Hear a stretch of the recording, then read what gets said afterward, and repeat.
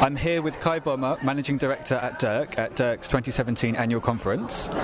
Kai, thanks very much for being with us. Can you give us some of the sort of key themes that are being discussed at the conference this year? This year's conference, which by the way is the 20th conference that we're holding, the motto is "What are our values worth?" And with that we're referring to the value of stock market and performance, but at the same time ethics and morals, which we believe will play a greater role in the future.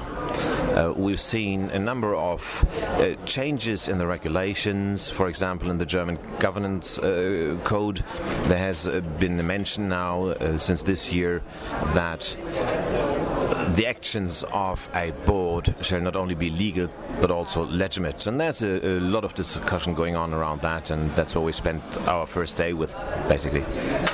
And yes, we've heard a lot of discussion this morning about the interaction between, first of all, the supervisory board in Germany and the management board, and then the interaction between those two groups and investor relations. So why is that such a big issue at the moment?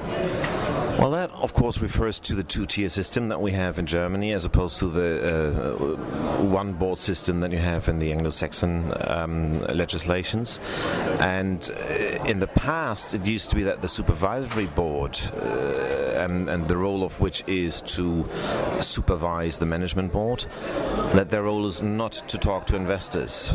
But as we've realized, you cannot not communicate.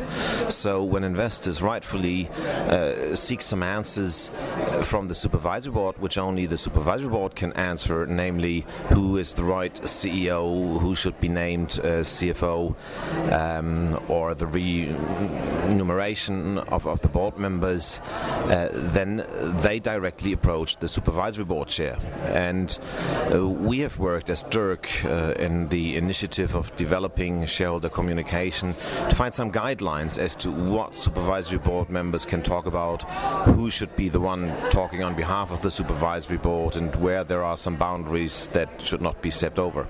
That puts investor relations in a very difficult position, having to deal with two different groups which have potentially different aims. You've talked a bit about the advice you're offering. I mean, I'm sure it's a very complex area, but briefly, are you able to give some of the tips or some of the advice that you're offering to IR departments at the moment?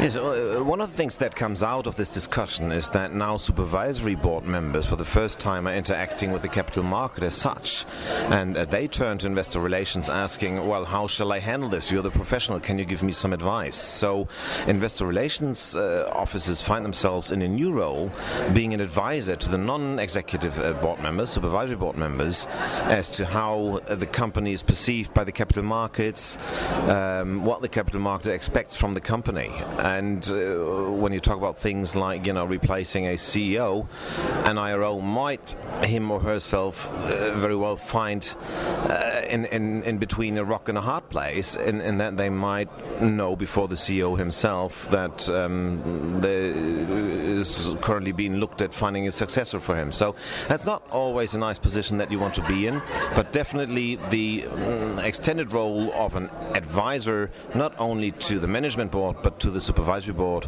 is an extension of what IR functions are experiencing at the moment. Great. And maybe finally, we've talked about some of the key themes. We've talked about ethics, we've talked about interactions with the supervisory board and the management board. What are some of the other things happening at the conference outside of the sessions themselves? Well, as always, there's some legal issues that we have. We've got quite stricter regulation now for things like directors' dealings, ad hoc statements. The fines have gone up and could potentially hit IROs themselves with theoretically numbers, 6-7-digit numbers in euros, which put some of the colleagues here at edge. So we were very happy to have a representative of BaFin, our overlooking body in the financial markets, to elaborate a bit on that. MiFID II, of course, is changing landscape as to where we get research and the landscape of corporate access. So these are all things in the flow. We do not know how that will look like and how the brokers will mold their models from January 2018 onwards. So we are very keen on hearing what their view on these things are. And so there's a lot of things environments that are constantly changing the landscape IR is working in, and that's what our conference is for. A lot of networking, exchanging views, and learning from each other. Fantastic. Thanks very much for talking to us today, Kai, and hope you enjoy the rest of the conference.